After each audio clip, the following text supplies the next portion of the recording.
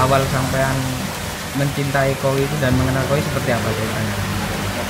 Saya intinya enggak di koi mas, tapi saya itu memang suka di dunia air, mulai dari cupang, dari nila, lele, terus kura-kura, spatula, semua yang jenis di air itu memang saya suka. Yang terlahir di koi itu tahun 2012 saya suka koi. Ceritanya sama suka seperti apa awal mulanya?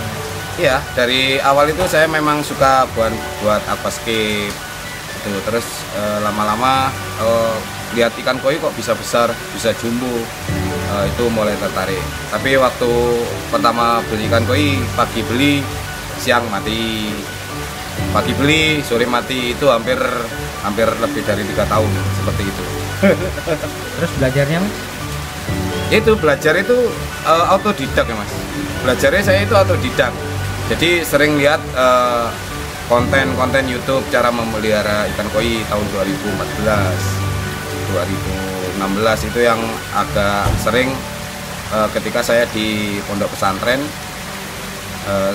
Kalau di pondok pesantren kan kegiatannya sangat sangat senggang. Jadi untuk belajar ikan koi itu lebih banyak kesempatan nih. Saya melihat di Roni Koi Farm di Kabupaten Lumajang ini, kesan saya itu takjub. Di Kabupaten Lumajang, kabupaten yang tidak terlalu besar di Jawa Timur ini, ada farm yang menurut saya itu mengutamakan ke edukasi tentang perkoian di Indonesia ini. Jadi tidak semata-mata bisnis, di sini bisa sharing untuk pemula dan merangkul semua yang setahu saya ini, dia itu Roni Koi Farm ini paling enak kalau dibuat partner untuk edukasi atau pengembangan bisnis ikan koi gitu. Lanjut untuk ikan dan harganya gimana dibanding dengan daerah-daerah lain? Kalau ikan koi menurut saya itu nggak bisa mas dipatok, nggak ada patokan nih ikan koi itu. Kita itu menurut kualitas, kalau saya pribadi ikan koi itu yang saya sukai itu saya beli gitu, bukan yang menang kontes lah atau yang gimana, enggak. Tapi saya itu benar-benar yang saya sukai, saya beli, saya pelihara. Itu kalau saya mas. Kalau untuk patokan harga ikan koi itu kan hobi ya mas, bukan koi seperti ikan lele, nila gitu, enggak. Jadi ada kecil itu saya punya, saya juga koleksi ikan kecil yang mahal. Kalau menurut saya mahal, di angka 4 juta, size 15 cm menurut saya mahal. Tapi di sisi lain saya juga punya ikan koi yang size 57 cm, harganya cuma 500.000 gitu. Saya juga punya. Tapi kalau untuk saya lihat di farm yang di sini ini, menurut saya ini lebih mengutamakan ke mutu ya gitu. Mutunya gimana? Mutu, jadi menurut saya ikannya ini memang benar-benar khusus hobi yang di sini, bukan kualitas yang pasar ya, gitu kalau menurut saya. Apa yang memotivasi jenengan dari hobi koi sampai bikin konten dengan koi? Jadi gini mas, untuk teman-teman untuk penghobi koi atau yang profesi seperti saya, penjual koi kaki 5 jadi saran saya, buatlah konten YouTube sebanyak-banyaknya gitu. Saran saya itu jangan hanya monoton jual ikan koi. Suatu saat kalau kita jual ikan koi pasti ada titik jenuhnya. Tetapi kalau kita buat konten setiap hari, kalau ada yang nonton setiap hari, kita itu mendapat profit dari situ. Gitu. Semakin lama semakin banyak yang nonton. Kalau ikan koi nanti suatu saat semakin lama semakin menurun bisa, semakin lama bisa naik juga bisa. Gitu. Kalau konten YouTube itu cari yang apa ya? Yang membuat, kadang saya itu kenapa sering bikin review harga ikan koi, karena banyak orang yang minat banget mas di ikan koi, tetapi takut lihat harga ikan koi gitu. Jadi saya itu membuat konten itu yang khusus, yang paling sering ya, yang paling sering itu review harga ikan koi. Untuk masalah banyak yang bully itu sudah biasa mas gitu. Bully tentang harga gini kok murah, yang itu kok jelek, itu saya sudah biasa. Saya itu enggak ngefek mas seperti itu. Yang penting kita tetap berkreatif, membuat informasi sebanyak-banyaknya kepada khalayak gitu. Tadi mas menyinggung tentang salary, mas, salary kalau boleh tahu, salary saman jualan koi dibanding dengan hasil buat konten, besar mana untuk saat ini? Jadi gini ya, kalau untuk khususnya untuk penjual ikan koi, kalau tidak bikin konten YouTube, menurut saya itu apa ya, sayang banget ya, bukan rugi loh ya, sayang banget. Setidaknya kalau di YouTube itu jangkauannya luas. Terus di YouTube itu kalau sudah 1000 subscriber dan 4000 jam tayang, itu sudah dimonet mas, dapat bayaran.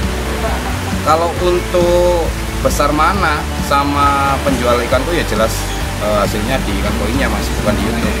Kalau cuma untuk pemula yang mau bikin konten YouTube, sebaiknya dipikir dulu gitu. Enggak apa ya, kalau tidak ada penopang yang untuk setiap harinya di dapurnya, itu dipikir 1000 kali dulu. Kalau mau buat konten kerjaannya, konten YouTube mau dipakai pekerjaan, itu dipikir 1000 kali dulu.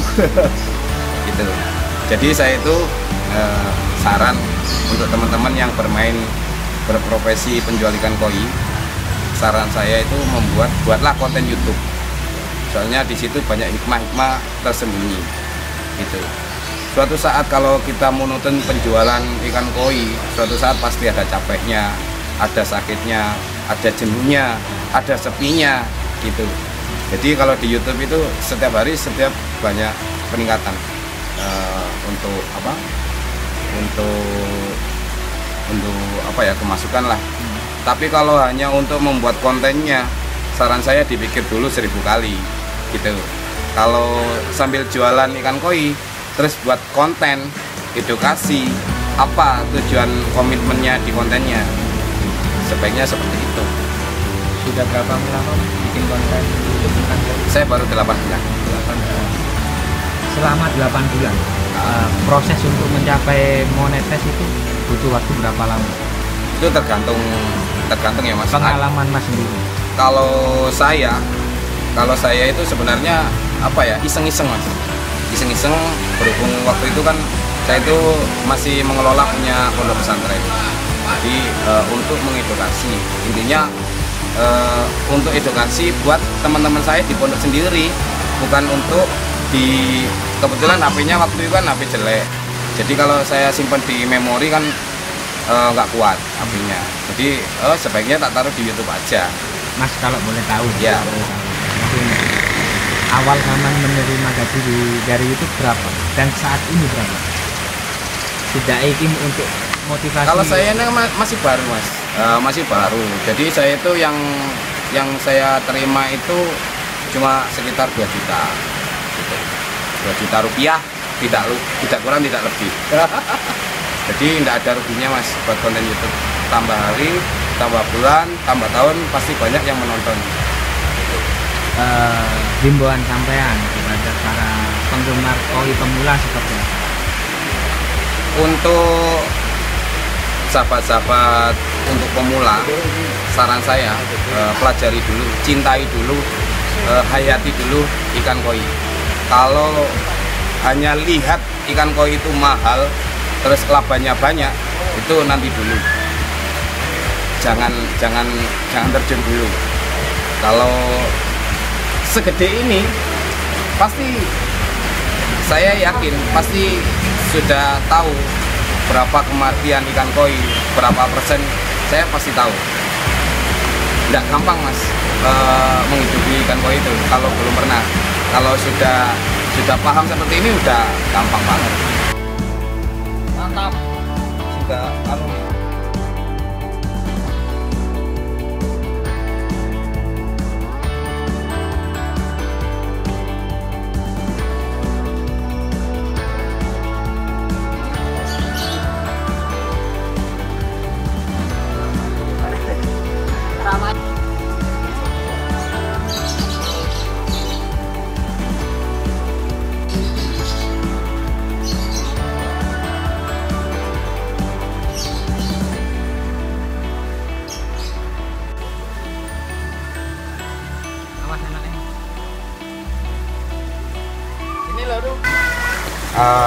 saya ya, saya beli ikan ini Sanke, Taiso Sanke di Roni Koi Farm. Nih, saya suka ini ikan ini. Nih nanti saya buat belajar keeping sendiri di rumah. Apa ini? Karasi loh. Kira karasi apa?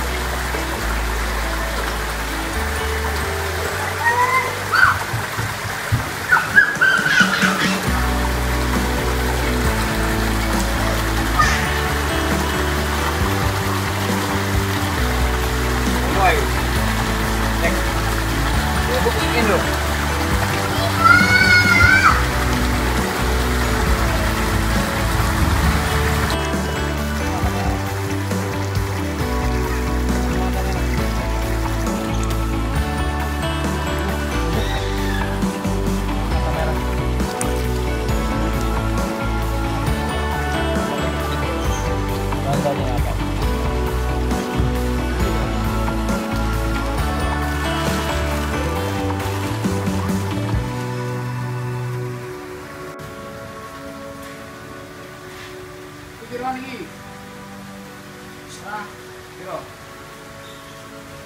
Maiwa kita tinggal di rumah aja masih